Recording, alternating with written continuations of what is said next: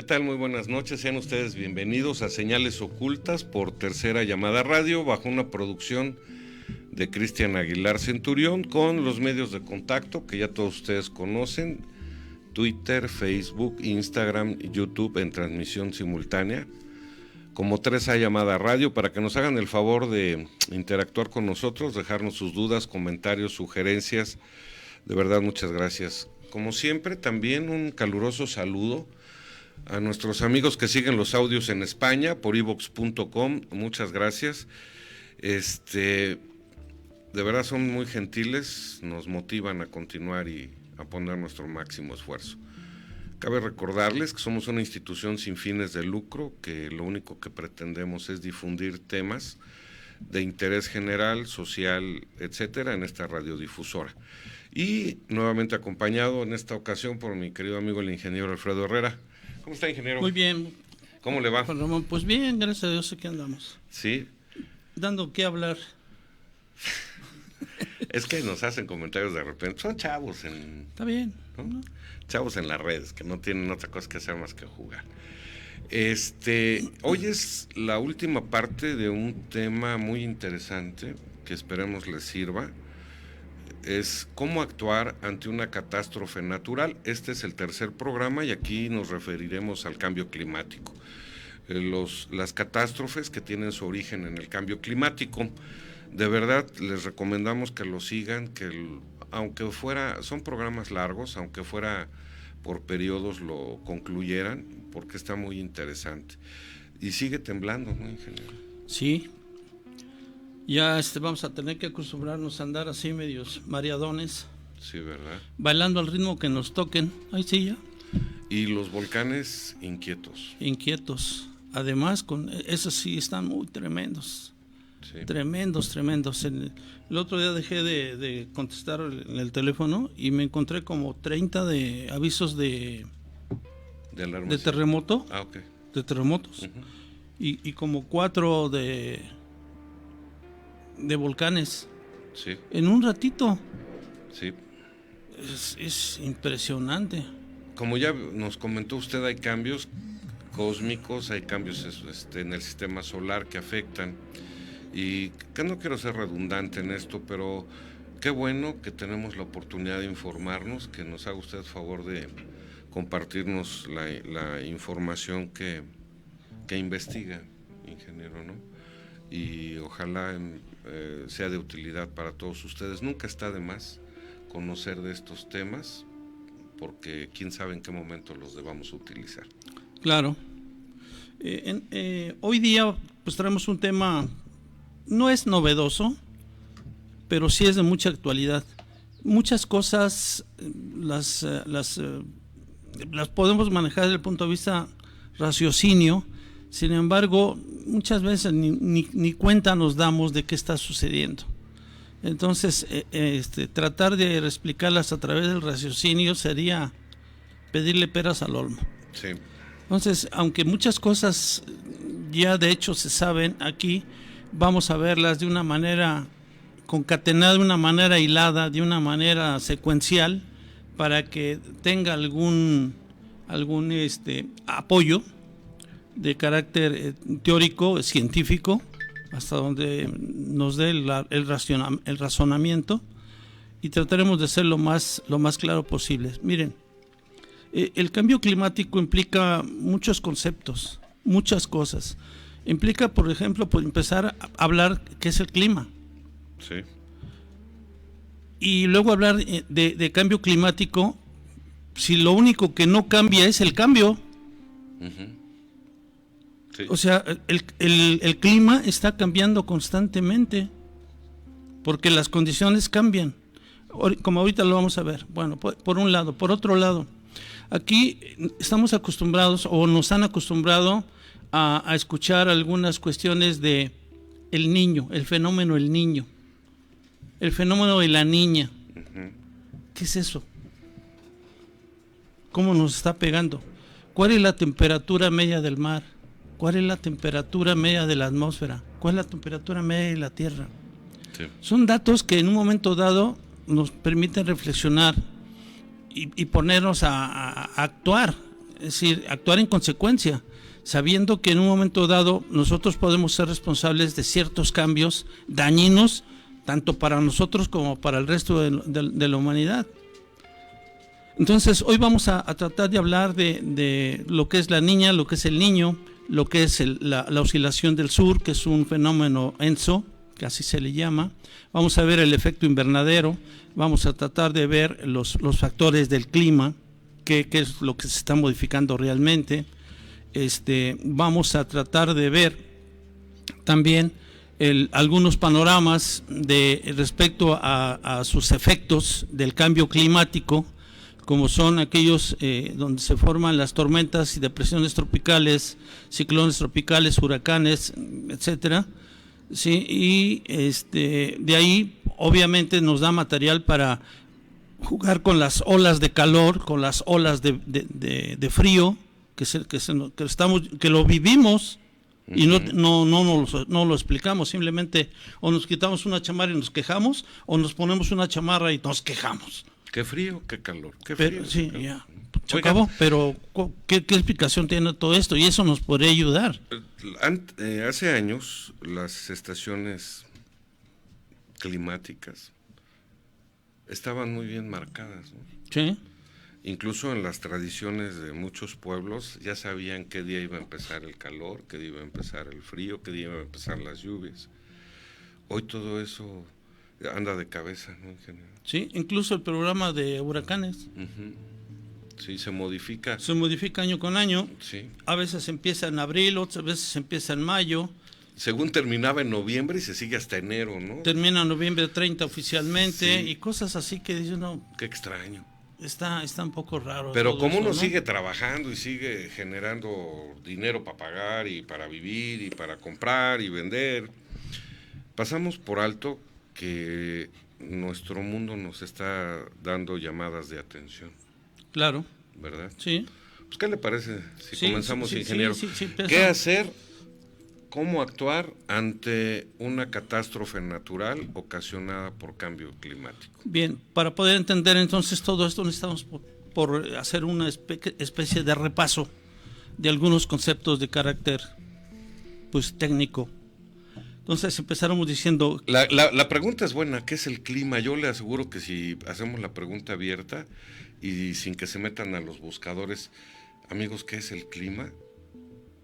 Cuando yo me hice esa pregunta dije, caray, ¿qué es el clima? ¿No? Todos oímos hablar del clima, pero nadie sabemos qué es, ni cómo se define, ni cómo se mide. Sí, y por ejemplo, nosotros tenemos un clima aquí en la zona nororiente de la ciudad, y tenemos otro clima, otro microclima en la zona poniente. Sí. Otro muy diferente en la zona sur, dentro, Sí. Fíjense nada más, dentro de una zona denominada Valle de México, tenemos diferentes climas. Sí. Bien, ahora, si tomamos una semana, un tiempo determinado, y vemos qué cosas no están cambiando, eso sería característico de un clima, qué temperatura, la presión, la formación de nubes, etcétera, ¿no? Es decir, el comportamiento de nuestra atmósfera y cómo nos está afectando. Entonces, podemos definir el clima como un promedio a una escala de tiempo dado del tiempo atmosférico. Los distintos tipos climáticos y su localización en la superficie terrestre obedecen a ciertos factores, siendo los principales la latitud geográfica, o sea, moviéndonos en los paralelos. No es lo mismo tenerla, por ejemplo, en Chiapas, por ejemplo, en Chihuahua, Irlanda, África, etcétera. Y todos incluso podíamos en un momento dado buscar las ciudades que se mueven en el paralelo del Ecuador, y podríamos encontrar qué diferencias tiene un clima con respecto a otro.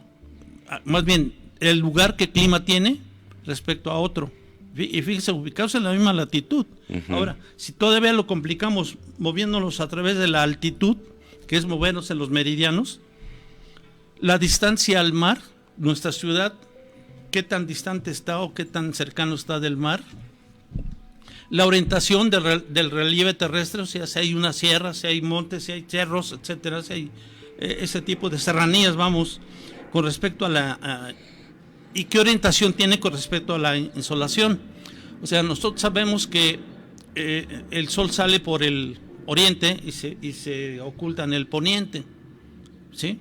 Entonces, debemos saber cuál es el sentido o la ubicación de esas sierras o esa serranía, ¿sí?, respecto a la posición del sol, al avance del sol. Porque, por ejemplo, tengo un cerro, entonces le da por la mañana la salida por el este, y la otra parte está libre de esa cantidad de calor, sí, que proviene del sol, y viceversa, ¿no? Entonces, eso también implica modificaciones al clima, sí, y muy importantes. Bien, la dirección de los vientos.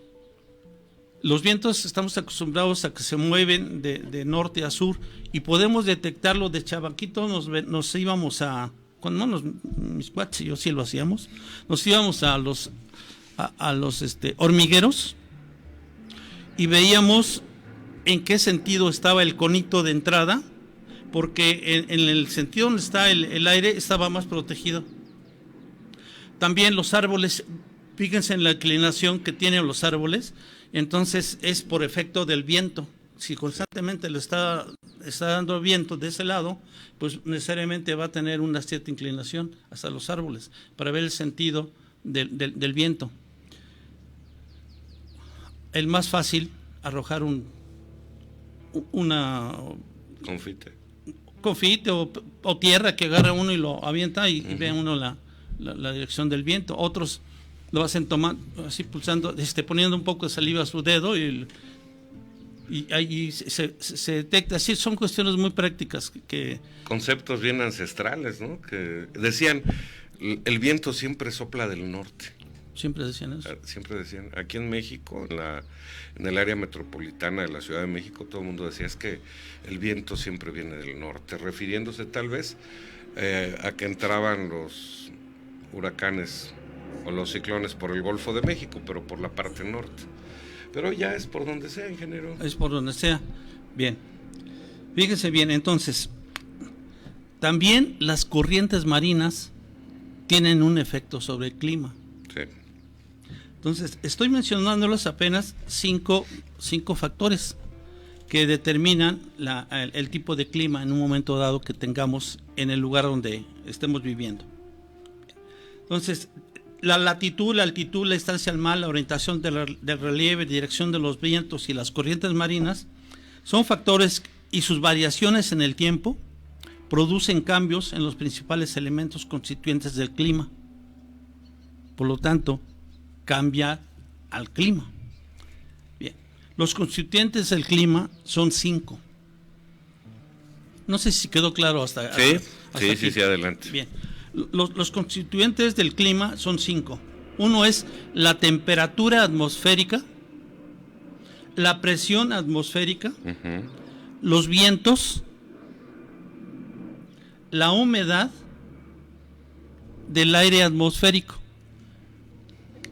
Es decir, hay, por ejemplo, en el caso termino mejor. Entonces son temperatura, presión, viento, humedad y precipitaciones. Bien. La temperatura, obviamente, la medimos con un termómetro y nos da esa lectura, ¿no? Nos da. Para efectos de cuestiones de control de clima, se mide la temperatura de bulbo seco y temperatura de bulbo húmedo. ¿Qué son? Simple y llanamente son 2 termómetros. Uno de ellos se cubre el bulbo con una masa o una telita húmeda con agua, ¿sí? Y lo metemos en el lugar donde queramos medir las temperaturas. Entonces, midiendo temperatura de bulbo seco y temperatura de bulbo húmedo, entramos a una gráfica que se llama gráfica psicométrica, y encontramos ahí la humedad relativa del aire a determinadas temperaturas y las humedades relativas y absolutas que tiene el aire. El aire tiene humedad. El aire tiene humedad. Bien. Respecto a la presión, pues esa presión atmosférica la medimos con un barómetro, presión barométrica. Un barómetro donde es a través de un flujo de mercurio y simplemente por efecto de la presión del aire sobre ese barómetro nos va a indicar cuánto sube el determinado fluido que tenga. Lo normal es que sean de mercurio, pero pueden ser hasta de alcohol, no del que se toma. Del que se unta. Del que se unta. Bien, entonces ahí podemos tener, con eso medir la presión barométrica. Los vientos, la dirección del viento, ya hablábamos un poco de cómo determinar esto, ¿no? El viento es el movimiento. Fíjense que aquí a veces confundimos aire y viento. No es lo mismo. No es lo mismo. El viento es el movimiento en masa del aire, de acuerdo con las diferencias de presión atmosférica. Hay un señor Günther Roth, que lo define como la compensación de las diferencias de presión atmosférica entre dos puntos. Es decir, si nosotros tenemos dos diferentes presiones en un determinado lugar, va a haber un movimiento de esa cantidad de aire en el sentido de mayor a menor. Incluso en el caso de las temperaturas también se produce un movimiento que se llama de convección. ¿Por qué? Porque no toda la masa de aire se encuentra a la misma temperatura. Entonces, al haber zonas frías con zonas calientes, hay una mezcla y eso genera corrientes de convección. Y esas corrientes de convección generan el movimiento de aire. Si son demasiado grandes, incluso pueden ocasionar hasta huracanes. Pero se inician originalmente por corrientes de convección, sí, para mezclar y uniformar la temperatura de la masa de aire. Bien, la humedad. La humedad del aire atmosférico es la cantidad de vapor de agua presente en el aire. Se puede expresar de forma absoluta mediante la humedad absoluta y de forma relativa mediante el dato de la humedad relativa, simple y llanamente manejando una gráfica que les decía yo que es ciclométrica, que tiene por ejes, el eje vertical es la humedad, el eje horizontal es la temperatura, y entre esos dos ejes se construye una curva de saturación o de humedad relativa de 100%, y luego vienen unas líneas diagonales que corresponden a las temperaturas de bulbo húmedo, y eso nos va a dar una humedad relativa determinada en cada intersección. En cada intersección, sí, a través de diagrama ciclométrico. Okay. Eso se utiliza mucho en cuestiones de secado y de acondicionamiento de aire. Bueno, las precipitaciones, que es otro factor del clima. ¿Qué son esas precipitaciones? Aquí habría que ver, si nos pones por favor el ciclo del agua, son dos juntas. Ahí vamos a ver que el agua tiene necesariamente un ciclo. El vapor de agua procedente de los lagos, ríos, océanos, se eleva hacia la atmósfera. Ya les decía yo alguna vez que cualquier líquido a cualquier presión y temperatura tiene en equilibrio por encima de él una fase vapor. Este líquido que estoy tomando, aquí tiene una fase vapor en equilibrio con este líquido. Esa fase vapor es la que le da la presión de vapor de ese líquido sobre el mismo. Uh-huh. ¿Ok? Bueno, entonces, si constantemente a través del viento estamos rompiendo ese equilibrio, ¿qué estamos generando? Mayor humedad, proveniente en este caso sería de océanos, lagos, ríos, hacia la atmósfera. La atmósfera lo afecta como vapor.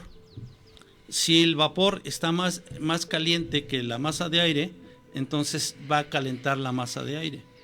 Si ese vapor estuviera más frío que la masa de aire, va a enfriar a la masa de aire. ¿Ok? Bien, entonces, el vapor de agua procedente de los lagos, ríos, océanos, eleva hacia la atmósfera y ahí se condensa, formando las nubes. Cuando las gotas de agua o cristales de hielo pesan mucho, caen en la superficie terrestre originando las precipitaciones. Precipitaciones. ¿Ok? Bien, en la gráfica ahí se ve claramente, se tiene un lago, por ejemplo, o un manantial, o aguas subterráneas, donde hay una evaporación y llegan a formar las nubes, se condensan y entonces las partículas se juntan, pesan más y bajan, se depositan en el suelo. ¿Okay? Y ahí se mantiene todo un ciclo. Esto obviamente nos va a dar el origen a precipitaciones. Hasta aquí no sé si tengan dudas, quejas o reclamos. Bien. Un cambio, fíjense lo que produce un cambio climático, el cambio climático. Un cambio en la emisión de radiaciones solares, en la composición de la atmósfera, en la disposición de los continentes y en las corrientes marinas y en la órbita de la Tierra, produce cambio climático. A ver, perdón, ahí no sea malo, ¿me lo repiten? Sí, sale y vale. A ver. Cuando se presenta un cambio en la emisión de radiaciones solares, sí, va a haber un cambio climático. Hay un cambio climático. Sí. Cuando hay una variación en la composición de la atmósfera, del aire de la atmósfera. Sí, va a haber un cambio climático. Cuando varían la disposición de los continentes, va a haber un cambio climático. Sí. Cuando las corrientes marinas cambian, va a haber un cambio climático. Sí. Cuando la órbita de la Tierra tiene alguna variación, va a haber un cambio climático. Sí. Ahí le va algo que revisé. Sí. Cuando se incrementa la actividad volcánica, va a haber un cambio climático. Sí, claro. O sea, si se percatan ustedes, amigos, no solamente debe ser por la actividad humana. Hay muchos factores que incluso están fuera de la responsabilidad humana. Si bien es cierto, somos corresponsables de mantener nuestro clima lo más apto para que podamos vivir, pero hay otras situaciones que no podemos de ninguna manera controlar. Sí, efectivamente. Bien, entonces, aquí quisiera explicarles un poquito cada una de estas situaciones. Por ejemplo, la emisión de radiación solar. Si tenemos una baja actividad solar, reflejada por que hay bajas cantidad de manchas solares, entonces prácticamente no va a haber más que una emisión constante de radiación por parte del Sol. Si hay manchas solares, va a dar origen a viento solar, a tormentas solares y a tormentas geomagnéticas incluso. Entonces, dependiendo de la emisión de radiación, vamos a tener un clima diferente. Sí. ¿Por qué? Porque estamos recibiendo energía. Y esa energía, no sé si nos quieras poner, por favor, ahí hay una graficota, donde está, es como esta, mira. Ahí se ve. Bien, en la gráfica que nos va a hacer el favor de poner el señor productor, encontramos que hay una radiación del Sol, y esa radiación del Sol entrante, parte es absorbida por la superficie, parte es absorbida por la atmósfera, sí, y gran parte es radiación solar reflejada, y reflejada por nubes aerosoles a la atmósfera, y la atmósfera. Bien, cuando, como usted menciona, si hay una actividad volcánica, se emite una gran cantidad de materia a la atmósfera, y mucha de esa materia constituye material reflejante. Sí. Entonces, al estarse incorporando esas cenizas, ese material procedente del volcán, se incorpora a la atmósfera superior y en ese sentido actúa como un material reflejante. Un factor espejo. Exacto. Entonces, en lugar de que entre esa radiación solar a nuestro planeta, se ve reflejada y se va al espacio. Sí. Por esa razón, cuando entramos en una gran cantidad de erupciones volcánicas, lo que se espera a continuación es que haya unas mini glaciaciones, sí. O sea, enfriamiento de la Tierra. Uh-huh. Incluso, de acuerdo con la geoingeniería, se está utilizando reflejantes para aumentar lo que se llama el albedo. El albedo no es otra cosa más que la capacidad de reflexión de la atmósfera.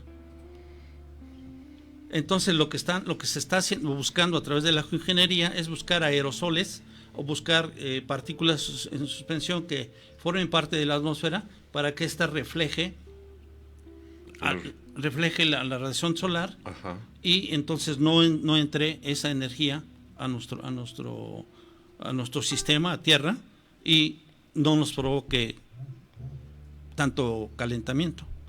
Esa es la parte buena de los chemtrails, ¿no? Sí. De las fumigaciones de metales. Sin embargo, pues también hay por ahí teorías de que tienen otros usos, pero fíjese, ingeniero, también pasa esto.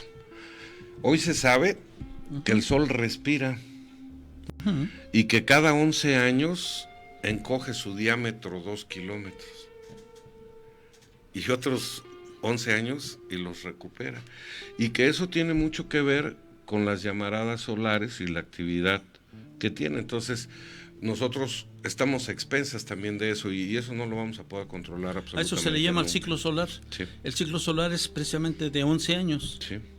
Y hay ciclos que son o muy activos, uh-huh, o muy inactivos. Sí.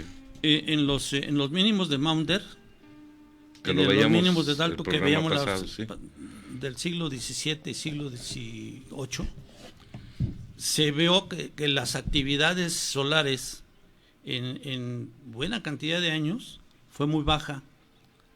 Creció exponencialmente las erupciones volcánicas y disminuyó la temperatura de la Tierra. Uh-huh. Y a tal grado que se tuvieron etapas de mini glaciación por el enfriamiento tan brutal que se alcanzó. Imagínese usted que hay una actividad volcánica considerable en el cinturón de fuego en el momento en que el Sol se encoge y deja de tener actividad de mayor incremento de energía, de mayor expulsión de energía. Entonces, si todo eso es favorable, pues el cambio en la Tierra, el cambio climático en la Tierra va a ser más severo, combinado con las erupciones volcánicas. Sí. ¿No? Bien, no sé si... No, vamos muy bien, estupendamente bien. El siguiente punto es la composición de la atmósfera.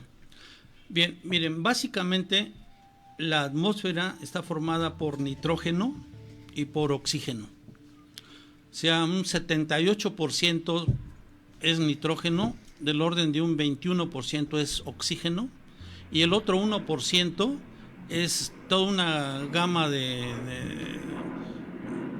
componentes. Entonces, en esos componentes entrarían los gases de efecto invernadero. Uh-huh. Entonces, lógicamente, si hay una variación de la composición del aire que uh-huh, estamos respirando, de la atmósfera, entonces va a haber una variación del clima, sí, provocada por esa composición. Uh-huh. Bien, si prácticamente es menor al 1%, no hay problema. Prácticamente no. Prácticamente no. Entonces esos gases de efecto invernadero, uh-huh, sí, que los científicos dicen que es lo que les está originando el calentamiento global, este es uno de los elementos que se puede decir, pues... La apreciación no es tan correcta, ¿no? Porque, ¿qué haces contra el 99% pues cuando sí, incrementas acá? Sí, es una cantidad importante si lo ves desde el punto de vista del CO2, por ejemplo, uh-huh, miles de toneladas. Pero contra el gran volumen de aire, de nitrógeno y de oxígeno, que serían millones de toneladas, es mínimo. ¿Sí me explico? Sí. pero también tiene efecto Debe. para el cambio climático. Hablan de la descomposición de las moléculas de nitrógeno o de oxígeno por los gases fluorocarbonados, ¿no? Entonces, ese es otro rollo, porque ahí se necesita una gran energía de ionización y lo que se está ionizando, según el señor Tarek Niazi, se está ionizando las partículas de oxígeno y las las moléculas de oxígeno y las moléculas de nitrógeno. Se están formando iones y eso genera una gran cantidad de energía. Sí. Pero eso se debe a los protones que entran de los rayos cósmicos o bien de la radiación solar. Eso los ioniza. Y eso es en la zona de la ionosfera, Okay. que es entre 100 kilómetros y 1000 kilómetros, sí, a partir de la superficie terrestre. Uh-huh. El punto más cercano de la ionosfera son 100 kilómetros. El punto más lejano, 1000 kilómetros. Es una franja. Sí. Bien. Espero llegarle ahí más tarde un poquito para explicarle un poco más de esto. Bien, hasta aquí está claro. Vamos muy bien, muy bien. Sí. La disposición de los continentes. Miren, en épocas pasadas, y me refiero a miles de años, 100, 400, 200, 50 mil años, la disposición de esos continentes no eran de esta forma. Al principio había uno solo, el Pangea, y de ahí se fueron separando todos los demás. Entonces, esa separación de esa masa, debido a la inclinación que tiene la Tierra y a la exposición de radiación del Sol, pues necesariamente va a tener un cambio en el clima. Al cambiar la posición de los continentes, necesariamente por la radiación solar va a cambiar el clima que tengan en determinado lugar. Sí. ¿Sí? Espero que quede claro. Bien. Otro punto que tiene que ver con el cambio climático son las corrientes marinas. Una corriente oceánica o corriente marina es un movimiento de las aguas en los océanos y en menor grado de los mares más extensos. Estas corrientes tienen multitud de causas, principalmente el movimiento de rotación terrestre, que actúa de manera distinta y hasta opuesta en el fondo del océano y en la superficie, por los vientos constantes o planetarios, así como la configuración de las costas y la ubicación de los continentes. Entonces, ni las corrientes marinas son constantes. Uh-huh. Si tenemos una gran cantidad de viento circulando a través de la superficie del mar, vamos a tener una gran cantidad de movimiento. Y dependiendo su sentido, el sentido de ese viento. Uh-huh. ¿Ok? Bien. En la parte de abajo, en la parte del fondo, digamos, del mar, depende de las costas, la formación que tenga el macizo continental, cuando llega y golpea, se va a regresar. Y puede ser tan grande ese efecto que cambia la dirección de esas corrientes marinas. Claro. Sí, bien. Entonces, todos estos efectos, más bien todos estos elementos, tienen un efecto sobre el cambio climático. ¿Sí les queda claro? Sí. Bien. Otro más es la órbita de la Tierra. Hay 3 factores que contribuyen a modificar las características orbitales, haciendo que la insolación media en uno y otro hemisferio varíe, aunque no lo haga el flujo de radiación global. Se trata de la precesión de los equinoccios. En astronomía, la precesión de los equinoccios es el cambio lento y gradual en la orientación del eje de rotación de la Tierra, que hace que la posición que indica el eje de la Tierra en la esfera celeste se desplace alrededor del polo de la eclíptica, trazando un cono y recorriendo una circunferencia completa cada 25.776 años. ¿Nos puedes poner esta imagen? Uno que parece un trompito. Sí está muy chiquita. Miren, hagan de cuenta que tienen aquí el globo terráqueo, ¿ok? De manera vertical van a tener lo que le llaman el eje de rotación. No es cierto. Tienen ustedes, es que está bien chiquito esto. Tienen el polo de la eclíptica, o sea, a ver si va de nuez. Miren, este es el globo terráqueo. De manera vertical tenemos una línea vertical totalmente que le llaman el polo de la eclíptica. Quédense con ese polo de la eclíptica. Bien. Por otro lado, este globo terráqueo tiene un eje de rotación. ¿Sí? Bien. Entre el polo de la eclíptica, que es vertical, y el eje de rotación, hay un ángulo de 23.5 grados. De tal manera que en la parte alta del eje, aquí tenemos el globo, aquí tenemos el eje de rotación. Entonces, en este eje hace una elíptica, una eclíptica, ¿sí?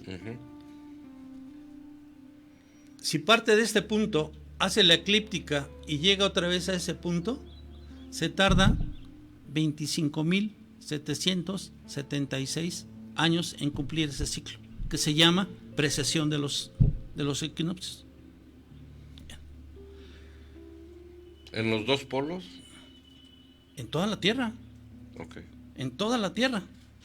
Entonces, fíjense, si nuestro eje de rotación está inclinado, este se va a ir moviendo así, y va a ir cambiando, entonces, grado a grado. Esto no está fijo, sí. Se va moviendo, ¿sí? Es más o menos 71 años. Si podemos dividir 25.776 entre 360, nos va a dar el número de años por grado que va avanzando. 776 entre 360 nos va a dar como 71 o algo así. How much?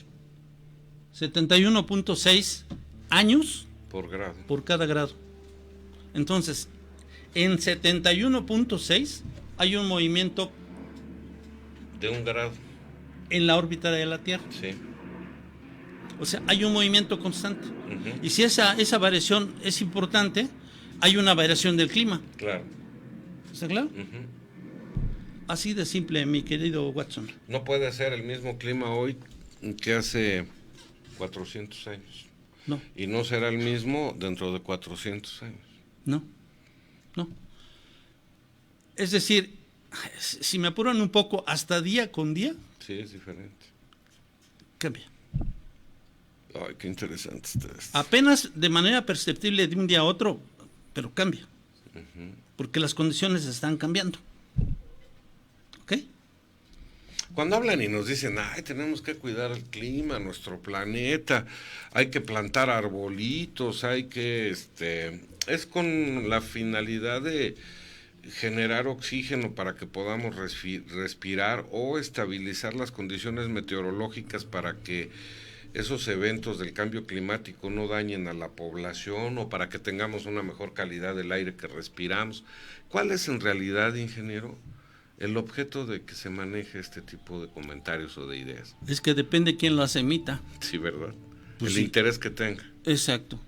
Ahorita vamos a ver que hay un panel internacional de cambio climático que defiende mucho la posición antropogénica, o sea, todo aquello generado por el hombre que está contribuyendo al calentamiento global. Y vamos a ver. Es el Tratado de Kioto, ¿no? Me parece. Ellos son los que de alguna manera están originando ese Tratado de Kioto en 2007, terminó en 2012 y hay uno nuevo. Okay. Al cual este señor Trump ya no quiso, dijo, ya, yo me llevo mi balón y ya no juego. Porque fíjese que cuando uno estaba chavo, usted debe recordar que empezaba este rollo a raíz precisamente de algunos reportajes, creo que lo hizo Jaime Maussan en la década, finales de los 70, principios de los 80, si la memoria no me falla, de el hoyo de la capa de ozono en el polo, ¿no? Que creo que por ahí hasta le dieron algunas distinciones por su reportaje. Ahí se empezó a poner mucha atención en eso. Pero no fue él, fue otro señor, un universitario. Ay, se me fue ahorita el nombre. Le dieron premio Nobel por ese descubrimiento. Sí. Pero él lo comentaría. Le dieron un Pulitzer, creo, incluso, ¿no? Por el reportaje de 60 minutos se llamaba el programa. Puede ser. Fue muy premiado porque ahí lo dieron a conocer. Sí, obviamente, o sea, no es físico ni cosa por el estilo. Bueno, quiero llegar a esto. Sí. Vamos a imaginar que todos estos factores intervienen en la vida del ser humano. A ver, ingeniero, ¿y si plantamos muchos arbolitos va a ser mejor? Probablemente sí. Por la humedad, porque va a atrapar el dióxido de carbono, lo va a convertir en oxígeno, eso se va a ir a la atmósfera, va a protegernos más de la radiación solar, va a interactuar a mayor volumen el oxígeno con el nitrógeno y con los otros gases del 1% que están ahí arriba. O sea, debemos proteger la flora del planeta. Sí, eso innegable. Innegable, sí. Ahora, la industria, es a lo que quería llegar. Desde hace más de 40 o 50 años vemos ciudades llenas de humo. Pues de la revolución industrial para acá. Sí. Hoy por ejemplo, las ciudades chinas, Beijing y aquí en México no se diga, con una contaminación impresionante. Y el ser humano inmerso en ese mar de aire que no ve. Que ya no es aire. No, pues sí. Pero digo aire porque es todo lo que está ahí que respiramos, ¿no? Sí, porquería y media que nos estamos metiendo. Y eso no son... Pueden ser, sin querer alarmar a nadie, pueden ser, muy probablemente, agentes cancerígenos. Mutantes. Que el organismo, al estar expuestos a esas partículas constantemente, tiene que reaccionar en su defensa, creando otras cosas. Modificando el ADN. Modificando, pues probablemente hasta eso. Hasta eso. Porque nuestro organismo va a actuar contra eso. Sí, por supuesto. Entonces va a crear sus condiciones favorables para atacar a esto. Entonces, eso genera cambios. Progreso, le llaman. A veces podrá ser una involución. Sí. No necesariamente es tan buena. Bueno, entonces, hasta aquí. Está claro que si hay variaciones en esos factores que les mencionaba, se puede modificar la distribución de energía y el equilibrio térmico, sí, alterando así profundamente el clima cuando se trata de procesos de larga duración. Sí. ¿Sí? Si quizá de un día para otro no lo detectamos, pero en años sí se detecta. ¿Ok? Sí, ingeniero. Bien. ¿Cuál es la diferencia entre calor y temperatura? Uh-huh. O sea, nosotros podemos decir, nosotros estamos a 36 grados en nuestro cuerpo, ¿no? Sí. Esa es una medida de qué condiciones energéticas estamos. Pero, ¿cómo les diré? La temperatura es una medida de la cantidad de energía que hay en un cuerpo determinado. Uh-huh. Y la energía es la cantidad híjole, ¿cómo le puedo llamar eso?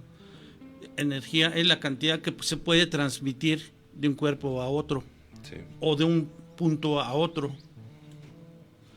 Es decir, ¿a dónde quiero llegar? El calor es la energía total del movimiento molecular.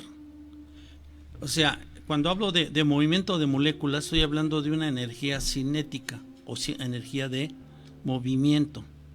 Porque hay una energía cinética, una debida al movimiento, y hay una energía potencial dependiendo de la altura donde se ubique. Uh-huh. Todo eso tiene una energía determinada. Bien. Sí.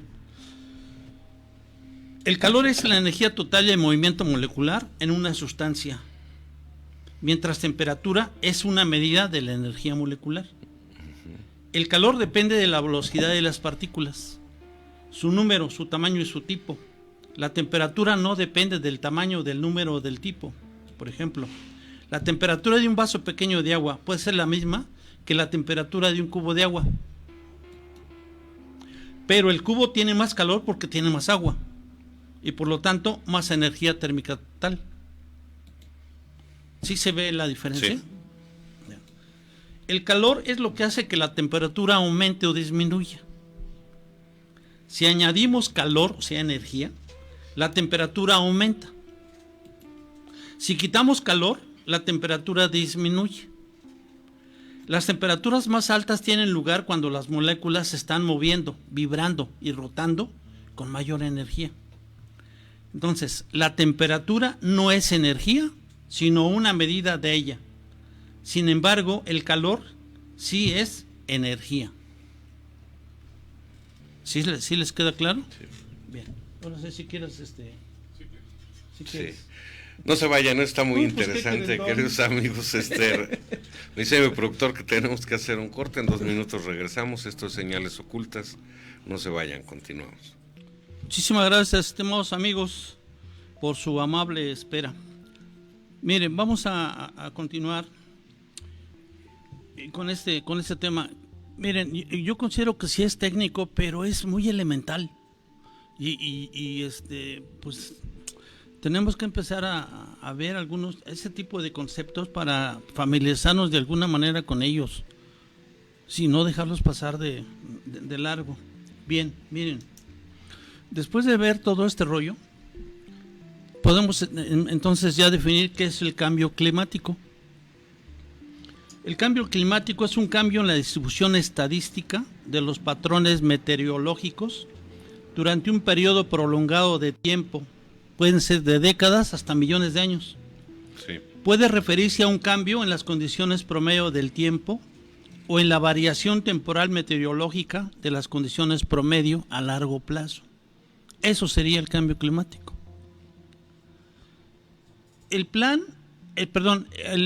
¿Quién estudia todo esto? Hay un panel intergubernamental del cambio climático, sus siglas en inglés son IPCC. Tiene como misión proveer con evaluaciones científicas comprensivas sobre la información científica, técnica y socioeconómica actual, sobre el riesgo de cambio climático provocado por la actividad humana. Y fíjense que aquí ya lo están condicionando a que es provocado por la actividad humana. Esa es la misión del IPCC. Sus potenciales consecuencias medioambientales y socioeconómicas y las posibles opciones para adaptarse a esas consecuencias o mitigar su efecto.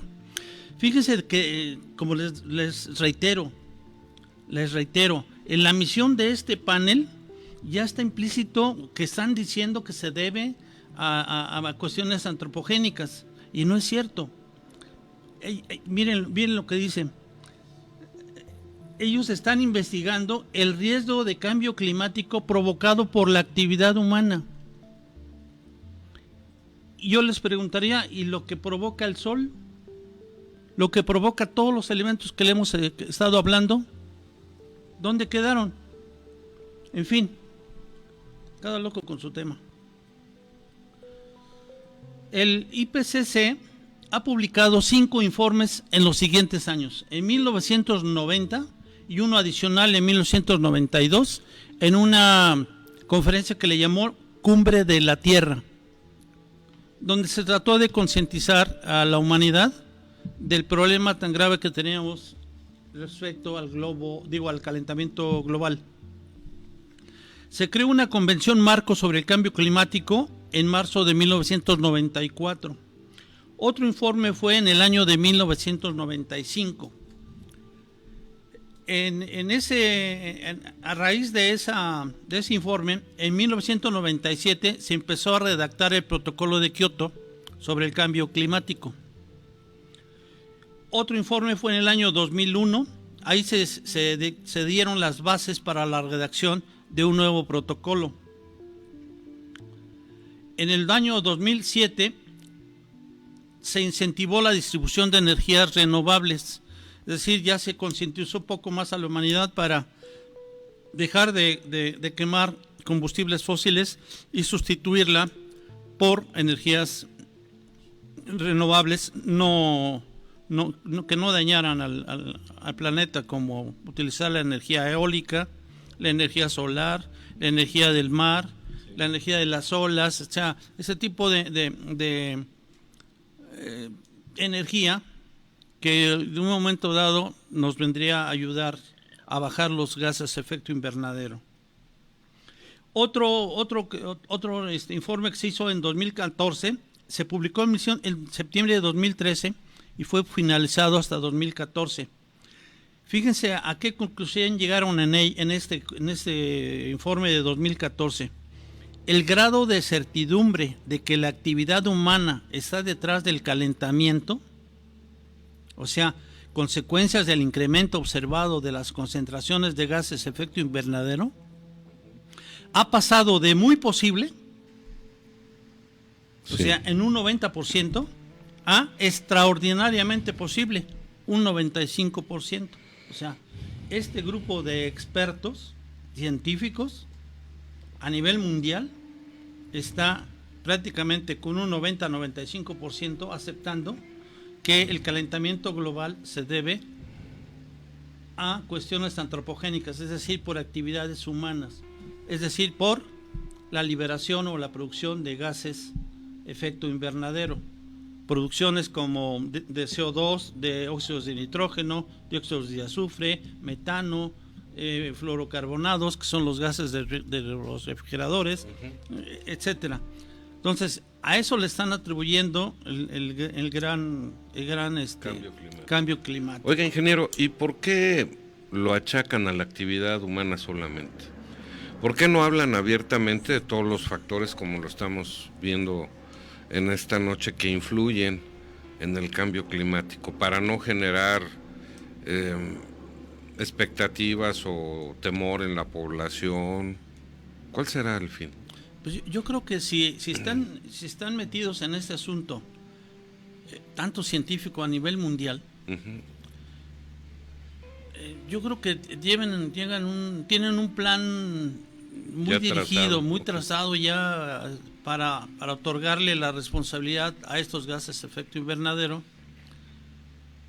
Por alguna maquinación ahí truculenta que hagan, que les deje billete, obviamente, negociar con pura lana, para tratar de eliminar todos estos procesos que generan CO2, que generan óxidos de nitrógeno, que generan dióxidos de azufre, que generan fluorocarbonados, etcétera. Entonces, incluso el vapor de agua.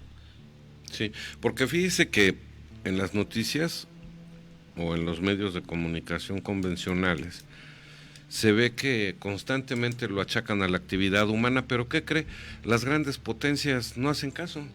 Por ejemplo, Estados Unidos nunca se ha sujetado, China tampoco. No.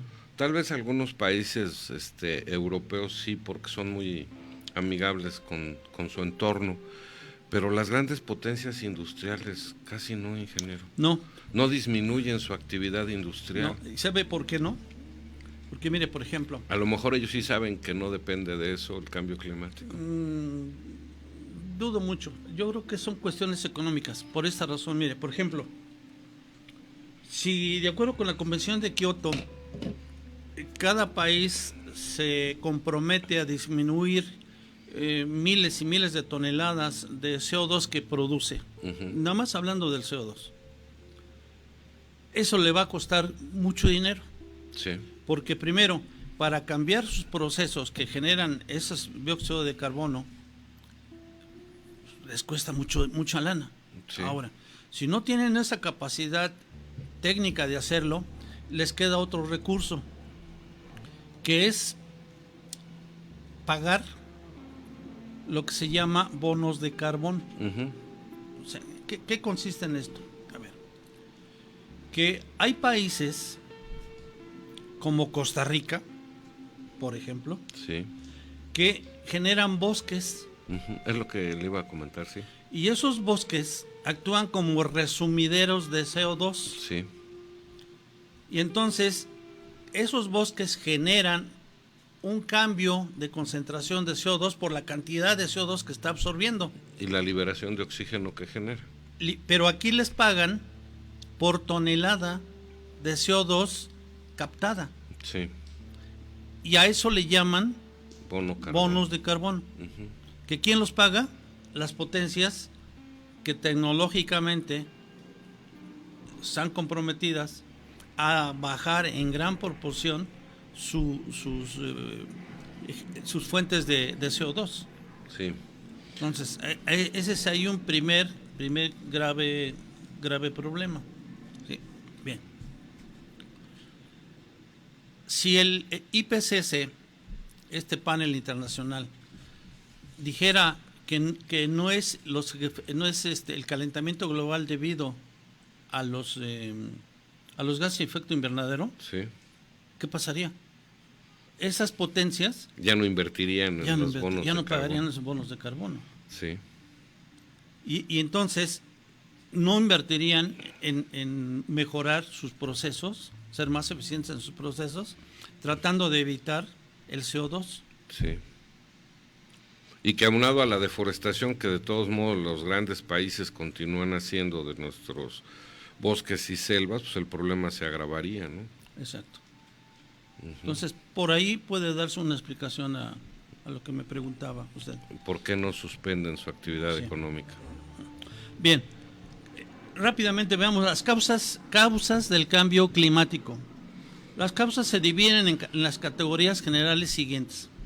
Causas naturales, que incluyen variaciones en la radiación solar recibida por la Tierra. Ya lo habíamos visto. Lo que no habíamos visto es que también dentro de las causas naturales está la tectónica de placas y la actividad volcánica. Ah, caray. Causa natural del calentamiento global, la tectónica de placas y la actividad volcánica. Vamos a ver. ¿Nos quieres poner esta imagen?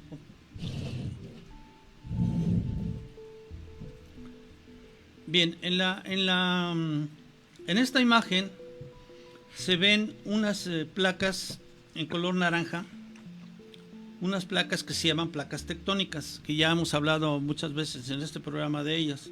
A nuestro país prácticamente le interesa lo que suceda en las placas de la Norteamérica, el Caribe, el Pacífico, la de Cocos y la Ribera. Son las cinco placas que nos interesan. Bien, una placa tectónica o placa litosférica es un fragmento de litosfera que se mueve como un bloque relativamente rígido sobre la astenosfera. Recordando que la astenosfera es lo que está en la parte de la capa terrestre que está bajo la corteza, pegada al manto. Las placas tectónicas se desplazan unas respecto a otras, fíjense cómo, a velocidades del orden de 2.5 centímetros por año. Bien, en la figura entonces se ve una placa tectónica convergente. Se ve ahí donde se forma la fosa, es una zona de subducción, porque una de las placas se mete bajo la otra y ahí se forma la zona de subducción. Bien, aquí abajo de ellos hay unas corrientes de convección que están pegadas al manto que les mencionaba. Entonces, de este manto hay una gran cantidad de energía liberada hacia la astenosfera, y esa astenosfera, por corrientes, hay un calentamiento. Por lo tanto, si hay ese efecto de movimiento de esas placas, hay una gran cantidad de liberación de energía. ¿A dónde se va esa energía que se libera? Pues a la atmósfera de la Tierra. Sí. Entonces, las placas tectónicas tienen mucho que ver con el calentamiento global, al final de cuentas. Bien, la actividad volcánica es un ejemplo de un mecanismo de forzamiento interno y tiene un impacto importante en el fenómeno de cambio climático. Fíjense bien, Las erupciones volcánicas inyectan grandes cantidades de polvo, cenizas, aerosoles y dióxido de azufre a la atmósfera superior, que es la estratosfera, en forma gaseosa. Las cenizas caen de la estratosfera rápidamente. La mayor parte desaparece en el transcurso de días a varias semanas y tienen un poco impacto en el cambio climático. Pero los gases volcánicos como el dióxido de azufre causan un enfriamiento global.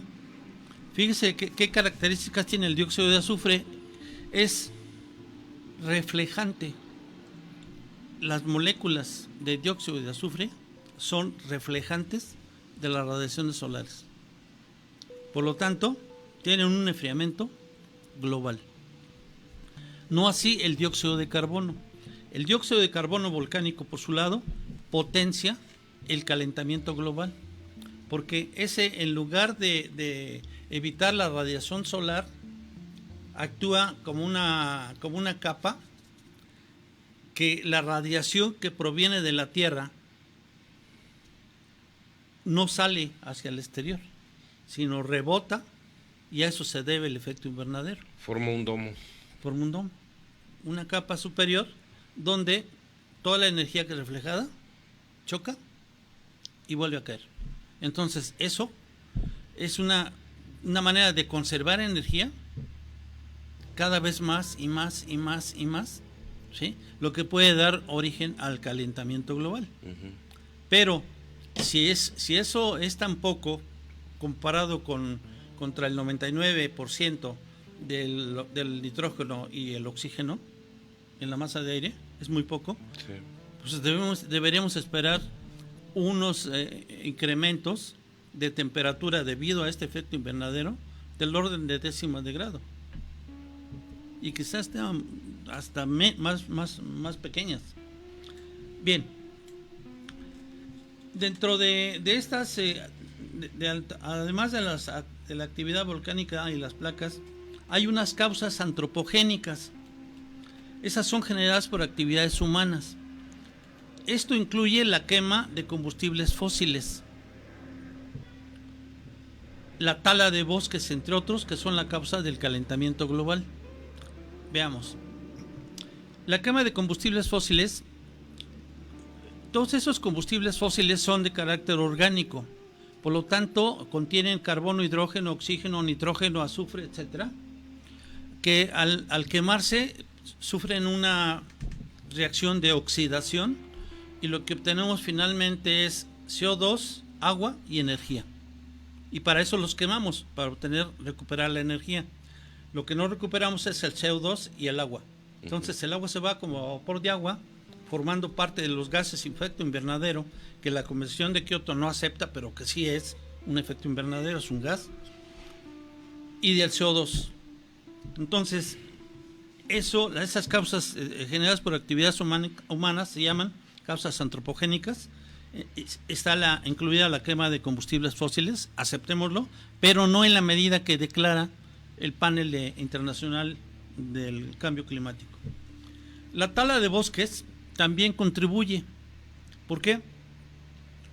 Porque el CO2 y el agua que se encuentra en la atmósfera como vapor ya no es captada por esos vegetales, porque ya los tiraron. Ya no hay quien capture todo eso.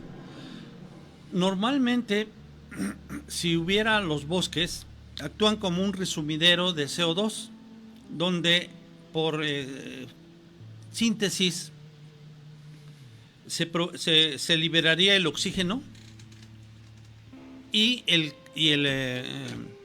carbono lo ocuparía la planta para hacer celulosa, por ejemplo. La celulosa es un azúcar. Sí. La geoingeniería ha tratado de hacer pues una especie de simulación de lo que haría el árbol para tratar de eliminar el CO2. Sí, o sea, formar azúcares con el carbono liberando oxígeno. Todo eso a través de reacciones químicas.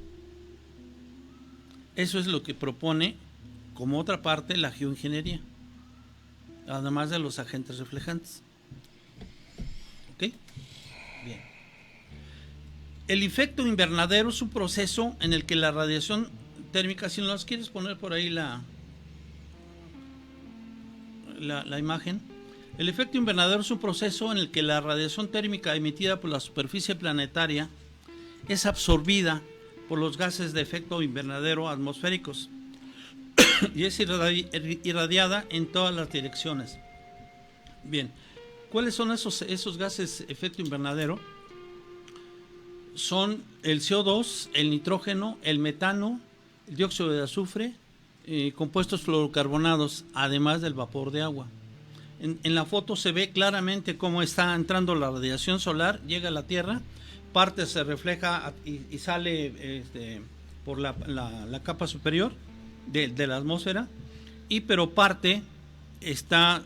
gran parte se queda reflejada por los gases de efecto invernadero que se encuentran en esa zona. Entonces, eso contribuye a una cierta cantidad de calentamiento global. ¿Ok? Fíjese nada más, no lo aceptan el panel internacional, que el vapor de agua sea un gas invernadero. Es más importante, el más importante de estos gases de invernadero es el vapor de agua, que es responsable del casi del 96 al 99% del efecto invernadero. Entre los demás gases de invernadero, CO2, metano, fluorocarbonados, óxido de nitrógeno y oxígeno, el más importante es el CO2, que contribuye con solo el 3% de todo el efecto invernadero. Las contribuciones humanas de CO2 a este efecto podrían ser de entre el 0.05 a 0.25%. No es tan grande como lo dicen ellos. Bien. ¿Nos puedes poner esta otra imagen? Esta imagen que nos va a hacer el favor de poner el producer,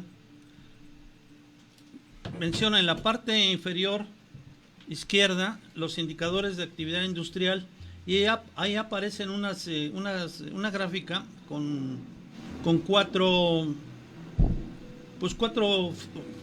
funciones, digamos. Una es el total, otra es la quema de petróleo, otra es la quema de carbón, la quema de gas natural y finalmente la producción de cemento. Fíjense la producción de cemento. Ah, caray, esa sí no me la sabía. También la producción de cemento genera gran cantidad de CO2. Es una fuente. Las variaciones orbitales, como ya lo veíamos, y incluso los impactos de los meteoritos. Fíjense que en el pasado, muy antiguo, nuestro planeta Tierra estuvo bombardeado por meteoritos. Esos meteoritos generaron gran cantidad de CO2. Por la fricción al entrar en la atmósfera, por quemarse. Porque tenían materia orgánica. Uh-huh.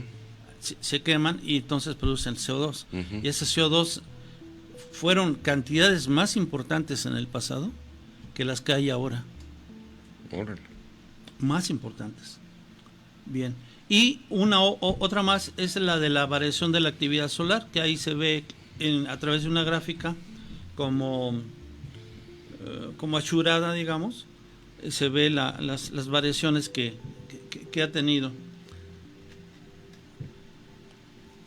Bien, este esquema es ilustrativo de los principales factores que provocan los cambios climáticos actuales de la Tierra. La actividad industrial y las variaciones de la actividad solar se encuentran entre los más importantes. Además de las causas antropogénicas y las causas naturales, hay otras causas del cambio climático que son las internas, como son las variaciones en las corrientes marinas y la circulación atmosférica que pueden influir por periodos más cortos. Uh-huh. Si nos puedes poner esta figurita, esta verde. Las corrientes oceánicas o marinas son factores reguladores del clima, como moderador, suavizando las temperaturas de regiones como Europa, y las costas occidentales de Canadá y Alaska. Y fíjese de qué se trata. En la figurita que nos va a hacer favor de poner el señor productor, aparece nuestro globo terráqueo en color verde. Luego aparece como gajos de esa esfera, digamos, ¿sí? 0, menos 30, menos 60 y menos 90. Más 30, más 60 y más 90. O sea, dividido por el ecuador en la parte central, se encuentran franjas a 30, 60 y los polos se encuentran el 90. Bien, ahí se ve claramente el movimiento que hay de la circulación atmosférica. Estos vientos se están moviendo del Ecuador, no es cierto, de los trópicos hacia el Ecuador, y de los trópicos hacia los polos. La circulación atmosférica es un movimiento del aire atmosférico a gran escala, y junto con la circulación oceánica, el medio por el que el calor se distribuye sobre la superficie de la Tierra. Sin embargo, hay que tener en cuenta que aunque el papel de las corrientes oceánicas parece más pequeño, noten lo siguiente. Tenemos los mares, los océanos, pero tenemos rodeando todo el planeta gas atmosférico. Sí. La atmósfera. Aparentemente es más importante la parte de los vientos, porque se están moviendo esos gases de la atmósfera, que los propios mares. Porque uno es tremendamente grande y otro es relativamente grande. Bien, pero fíjense lo que pasa. Hay que tener en cuenta que aunque el papel de las corrientes oceánicas parece más pequeño de acuerdo con su volumen en comparación con el de la circulación atmosférica, su importancia en cuanto al flujo de calor entre las distintas zonas geoastronómicas es muy grande y mucho mayor que el que registra la atmósfera, por la notable diferencia de densidad entre el aire y las aguas oceánicas, que ocasiona que el calor específico transportado por un metro cúbico de agua oceánica sea muy superior al que puede desplazar un metro cúbico de aire. ¿Sí se entiende esto? Uh-huh. Aquí estoy hablando de un calor específico. ¿Saben qué es calor específico? Es la cantidad de calor que requiere una materia. Por ejemplo, el agua. El agua. Si la tengo a 25 grados y le voy a aumentar la temperatura a 26 grados, necesito suministrar calor. Entonces, para elevar la temperatura del agua en 1 grado, le tengo que suministrar calor. Esa cantidad se llama calor específico del agua. Así hay un calor específico del aire, calor específico de la madera, calor específico de un cuarzo, qué sé yo. Uh-huh. Hay calores específicos, ¿ok? Bien, por lo tanto, un metro cúbico de agua tiene mayor cantidad de calor, mayor cantidad de energía que un metro cúbico de aire, aun cuando se encuentran a la misma temperatura. Ya habíamos quedado que temperatura y calor son diferentes. La temperatura es la medida de la cantidad de energía y la energía es la cantidad de calor. ¿Está bien? Sí. Bien. Sí, ya mero.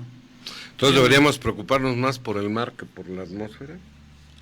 Por los dos, pero es más influyente el mar. Es más influyente el mar. Bien, miren, la siguiente gráfica es esta, por favor. Si nos pones esta. Esta que parece el rebozo de María. Pues mira, ¿cómo está? Sí. De Temoaya, ¿no? De Temoaya. Miren, en esta gráfica, esta es una prueba irrefutable, que el aumento de calentamiento global no se debe al CO2 o actividades antropogénicas, sino más bien a la cantidad de radiación solar, a la actividad solar. Esta gráfica nos está dando las anomalías anuales medias de la zona. ¿Por qué digo zona? Porque está dividido en partes en términos de grados. En el eje de las ordenadas, el eje vertical, aparece de menos 90, menos 60, menos 30, luego 0. Luego la parte superior son 30, 60 y 90. La parte de los extremos, la que compete a 90 y a menos 90, serían los polos. Y la que compete a 0, la parte que corresponde a 0, sería el ecuador. ¿Está claro? Bien. Sí. Entonces, aquí la gráfica, la parte azul, graficada contra años, se ve que en 1880 hasta 1920 estaba frío. De 1930, digamos, a 2020, la actividad, la cantidad de calor, se ha ido hacia los polos. Ahí se ve la gráfica roja en los polos. Sí. Este sería el polo en el Ártico y este sería en el Antártico. Y ahí se ven, son rojos, definitivamente. Ahí se van. A eso se debe la disolución de esos glaciares. De los glaciares, ¿no? Pero es por esto, no es por efecto del CO2. Sí. Radiación solar. Radiación solar. Esta gráfica entonces que damos son anomalías medias anuales de la zona de polo a polo. Los colores azulados son temperaturas más frías que el promedio y las tonalidades de amarillas a rojas son temperaturas sobre el promedio desde el año 1970 en adelante. Se ve cómo van dominando los tonos del calor y en especial en las altas latitudes, o sea, los polos. Las variaciones de la temperatura atmosférica no siguen los cambios de las concentraciones de CO2, es importante. Las variaciones de la temperatura atmosférica no siguen los cambios de las concentraciones de dióxido de carbono y otros gases insignificantes en la atmósfera, porque forman menos del 1%, sí, pero muchísimo menos del 1% de la atmósfera. Sin embargo, las variaciones son consistentes con los cambios en la actividad solar, que discurren en ciclos de 11 años y 90 años de duración. Esto ha sido conocido desde 1982, cuando se notó que en el periodo 1000 a 1950, la temperatura del aire siguió de manera muy estrecha la actividad cíclica del Sol. Bien. Aquí les quiero recomendar que vean ese artículo que se encuentra en el siguiente sitio. Se llama http://mitosifraudes.org/calen3/html. Le voy a pedir a mi productor que ahorita ponga el dato en el chat para que lo puedan tomar. Consultar. Sí. Sí. Entonces, de acuerdo con todo esto que acabamos de hablar, no queda duda que ha habido calentamiento global. Sí. No cabe duda. En el último siglo, la prueba visual, que es la grafiquita esta que les puse, es irrefutable. Sí. Y los ciclos solares, no el CO2, determinan el clima. Bien.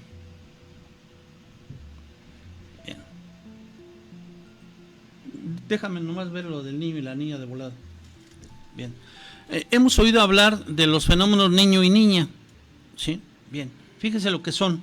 El niño y la niña son la fase caliente, el niño, y fría, la niña, sí, respectivamente de la oscilación del sur, que se llama ENSO por sus siglas. ENSO es una fluctuación natural de las temperaturas superficiales del mar y la presión superficial del aire del Océano Pacífico tropical entre el este y el oeste. O sea, esto se presenta a nivel del trópico y específicamente en el área del Ecuador, Y entonces el fenómeno del niño, si me pone la gráfica, ahí hay una imagen donde se ven los continentes y dice cómo se forma. Dice, a mitad de año los vientos alisios del Océano Pacífico cambian de sentido y soplan de oeste a este, al revés de lo que normalmente se conoce. Las aguas cálidas de las costas de Australia e Indonesia se desplazan hacia la corriente de Perú, compuesta de agua fría. Sí. ¿Qué hace todo esto? Entonces hay unas corrientes convectivas. Si uno está caliente y el otro está frío, tienden a alcanzar la misma temperatura. Entonces se mezclan, ¿sí? Y eso va a generar evaporación de esa agua que se va a ir a las nubes que van a generar gran cantidad de lluvias en el resto del planeta. Cuando estamos en la época del Niño hace mucho calor y caen abundantes lluvias, como estamos ahorita. Por la evaporación en el mar. Nada más que creen que ahorita todavía no estamos en la época del Niño. No. Todavía no. Bueno. Oiga, y además es periódico, ¿no? Sí. Es cada... De 3 a 7 años sí. dura esto. Sin embargo, el año pasado, por ahí de mayo, terminó el Niño de 16-17, terminó por ahí de abril. Bien. Durante un evento, el Niño, los vientos alisios del este se debilitan, permitiendo que el agua superficial más cálida del Océano Pacífico tropical del oeste corra hacia el oeste. Los vientos alisios soplan de manera relativamente constante en verano y menos en invierno. Circulan entre los trópicos desde los 30 grados de latitud hacia el Ecuador. ¿Nos puedes poner esta grafiquita, por favor? ¿Es esta? Que parece un tubo. Ahí se ve prácticamente los vientos alisios, cómo corren hacia el oeste, del este hacia el oeste. Pero estos vientos alisios, y no se ha encontrado por qué, se debilitan, y entonces las corrientes cálidas de Australia e Indonesia circulan hacia la corriente del Perú. Uh-huh. Y esos son los que están más afectados. Perú y Colombia son los países que más están afectados por estos fenómenos del Niño y la Niña. Bien, nos pones esta otra figurita esa es la niña, te la presento. Bien, en esta figurita de la niña se ve el comportamiento normal que digamos está partiendo de más o menos de Perú o de Colombia, el aumento de vientos hacia Australia en la zona ecuatorial. Esto provoca entonces que haya una especie de ciclo en ese sentido, de Perú hacia Australia, y después viene el corrimiento de Australia hacia el Perú. ¿Ok? Durante un evento La Niña, estos vientos alisios se intensifican, causando que el agua cálida del este no pueda correr hacia el oeste, y por consiguiente que el agua cálida superficial del este se apile. Grandes áreas de baja presión superficial del aire y precipitación convectiva, o sea, de mezcla, siguen el agua cálida al migrar a través del Océano Pacífico tropical, alterando los patrones de circulación atmosférica que pueden influir el tiempo de todo el mundo. Hay un instituto que es el International Research Institute for Climate and Society, por sus siglas IRI/CPC. Tienen el sitio https://iri.colombia.edu. En ese sitio se encuentra un resumen mensual del estado del Niño, la Niña y la oscilación del sur. Vale la pena consultar estos para saber cómo está la situación respecto a estos fenómenos. En el último reporte publicado el 18 de julio de este año, pronostica con un 65% de posibilidades que el Niño se desarrolle durante el otoño, llegando al 70% en el invierno de 2018. Hay un comité multisectorial de Perú encargado del estudio del fenómeno del Niño, que se llama EFEN, Tiene la función de monitorear, vigilar, analizar y alertar sobre las anomalías del océano y la atmósfera que permitan diseñar medidas de prevención oportunas para reducir los impactos del fenómeno del Niño en Perú. Entonces, ese es el EFEN. Entonces, estimados amigos, ya se nos fue el tiempo, pero de aquí en adelante podríamos ver las olas de calor, las olas de frío. Ya con toda esta información que tenemos, claro, podríamos verlo, que por qué se generan las olas de calor, las olas de frío, por qué se generan los ciclones tropicales.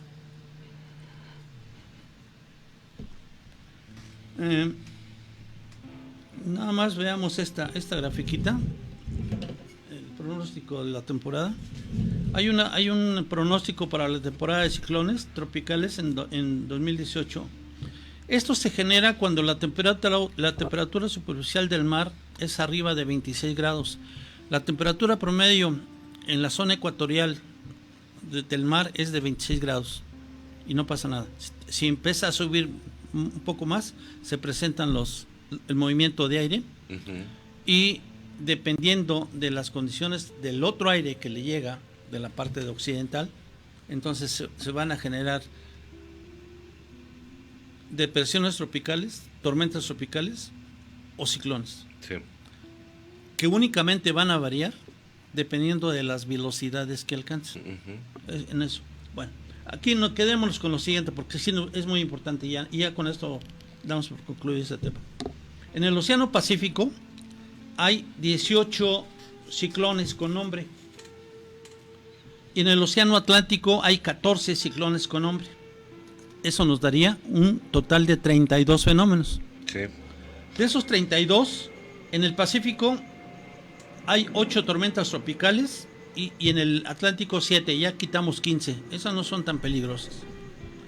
Hay 4 huracanes categoría 1 y 2, tanto en el Pacífico como en el Atlántico, quitamos otros 8. Y ya nada más nos quedaría 9 de esas 32, donde son huracanes de categoría 3, 4 o 5. Esos son ya los que son de muchísimo cuidado, muy alerta. ¿Ok? Bien. Si no son manipulados, porque a veces alcanzan 6, 7 y se pasan de la escala que existe, Sí. y se desvanecen, Sí. entrando a las costas. Sí, aquí traía yo la escala Saffir-Simpson.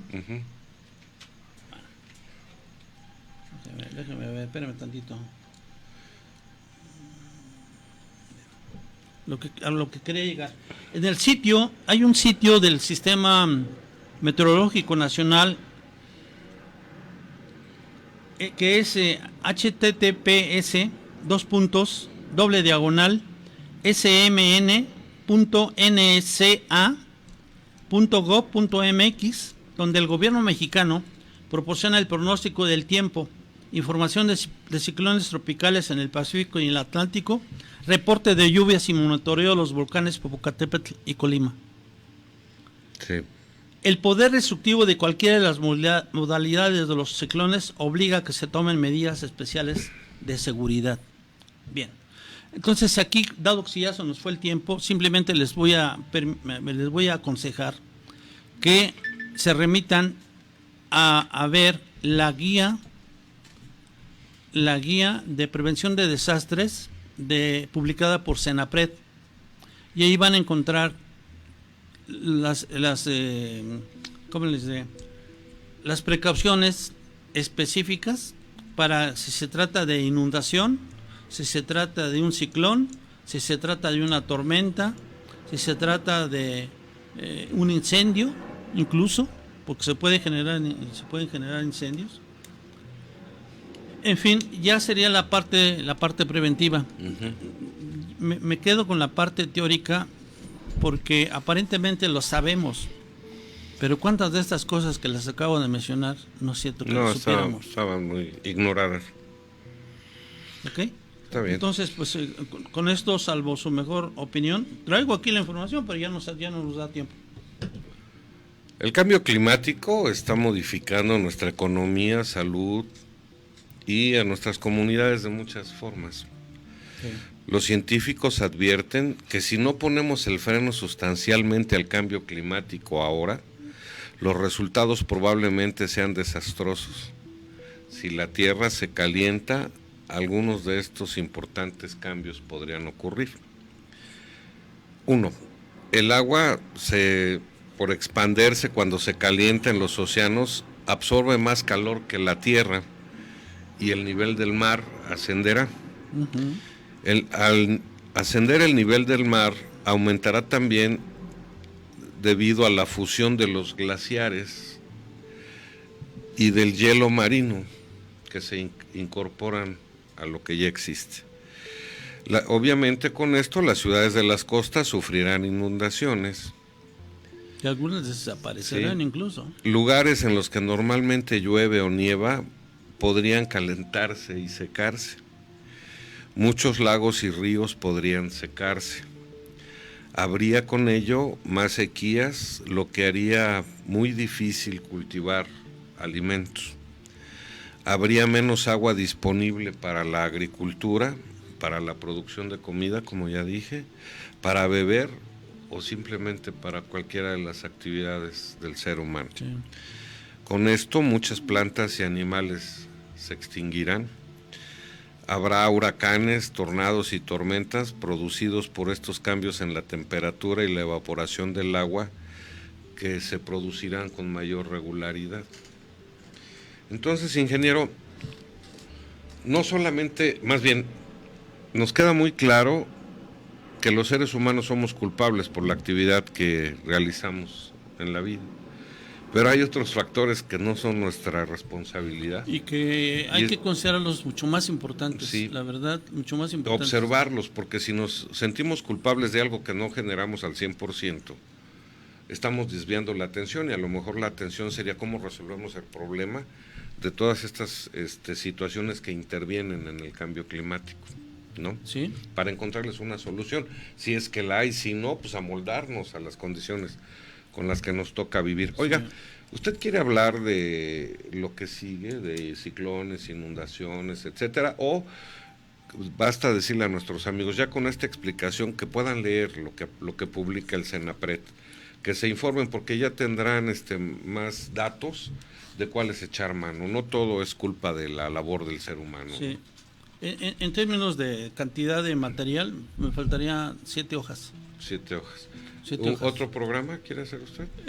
Yo diría que ya con esta información y dada las medidas preventivas que tocamos cuando vimos en la primera parte sismos, sí, en la segunda parte volcanes, sí, y ahora estamos viendo la parte de cambio climático, y le estamos dando la fuente a la cual recurrir, sí, para ver esas prevenciones, que es la guía, sí, de prevención de desastres de Senapred. Ahí te encuentra toda esta información y la podrán leer con muchísimo mayor para que cada uno calma de nuestros amigos la busque, se informe, sí, y y les estoy dando sitios donde pueden, sí, ustedes consultar.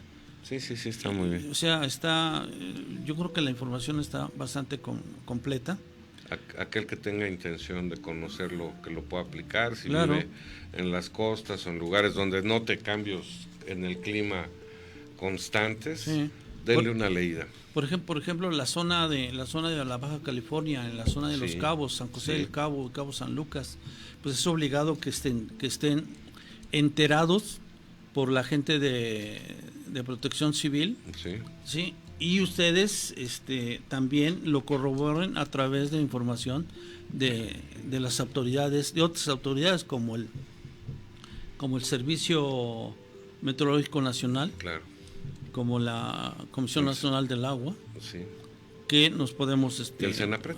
Y el Senapred. Sí, sobre todo todos aquellos que vivan en los litorales de nuestro país. Ingeniero, pues ya nos vamos. Nos vamos. Yo le agradezco. Muchísimas gracias. Todo su trabajo, su investigación, sus conocimientos, su explicación. Y a veces me pregunto, ¿por qué no se nos dice siempre la verdad, no? Pues allá, que cada quien es investigue. Que recordemos que ¿dónde está el poder? En quien tiene la información. Pues bajo una producción de Cristian Aguilar, el ingeniero Alfredo Herrera, un servidor Juan Ramón Rodríguez, les damos las gracias, nos vemos pronto por acá. Investiguen, no se queden con la duda. Nos vemos la próxima. Dios mediante. Con el favor de la bendición del que crea todo esto, aquí nos veremos, si Dios lo permite. Nos vemos, pasen buenas noches. Hasta luego.